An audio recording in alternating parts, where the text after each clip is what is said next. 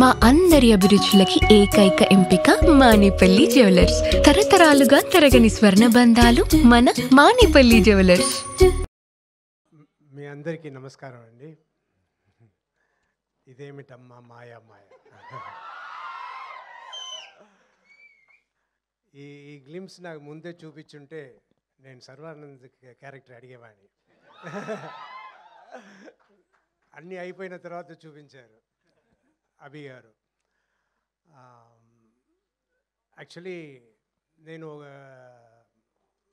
ఫారెన్లో ఒక film shooting songs shootings చేస్తున్నా.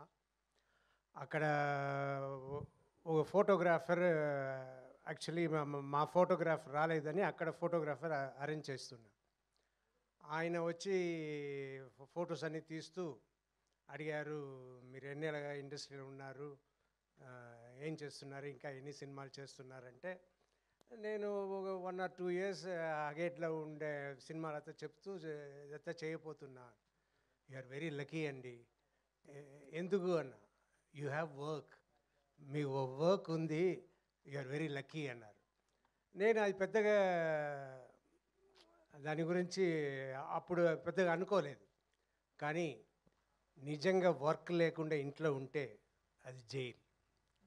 సో నాకు కరోనా వచ్చిన తర్వాత ఇంకా మామూలు యాక్టివిటీకే నడవలేను అన్న పరిస్థితిలో ఉన్నప్పుడు ఎలాగైనా బయటపడాలి అని కష్టపడి ఒక 2-3 monthsలో మళ్ళీ నడిచి కొంచెం కొంచెం ఇంప్రూవ్ అవ్వడం మొదలైంది.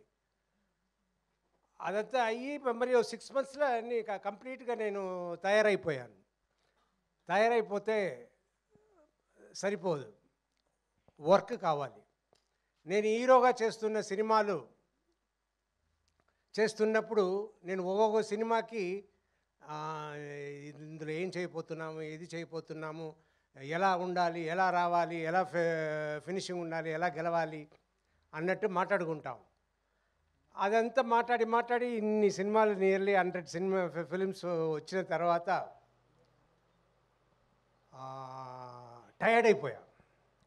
మళ్ళీ అలా చేయడానికి లేకుండా సరే మనం ఏం చేద్దాం, ఈ హీరోగా చేయడం మాత్రం కాదు, ఇంకా మిగిలిన రోల్స్, మిగిలిన క్యారెక్టర్స్ కూడా మంచిది వస్తే చేద్దాం అని అది అందరికీ తెలియవచ్చి ఎంతోమంది సినిమాలు చేయడానికి వచ్చారు. కానీ ఆ సినిమాలంతా నేను విన్నప్పుడు అయ్యో ఇది చేయకుండా ఉంటేనే బెటరు అన్నట్టు చాలా సినిమాలు నేను చేయలేదు. ఐ వాజ్ చాలా డిసప్పాయింటెడ్గా, ఏంట్రా మంచి సబ్జెక్ట్ రావట్లేదు, మంచి ఇది రావట్లేదు అని డిసప్పాయింటెడ్గా ఉన్న టైంలో అభి వచ్చారు. అభి వచ్చి నాకు ఈ ఫిల్మ్ స్టోరీ చెప్పారు. నాకు సర్వానంద్ గారు హీరోగా ఉన్నారు, ఇందులో నేను వెళ్ళి చేస్తే బాగుంటుందా, సరే ఇలాగే కదా మొదలు పెట్టాలి అని సబ్జెక్ట్ విని చాలా బాగుంది, మనకి సినిమా బాగా చేస్తే మంచి పేరు వస్తుంది అన్న దాంట్లో ఆ సినిమా చేస్తానని ఒప్పుకున్నాను.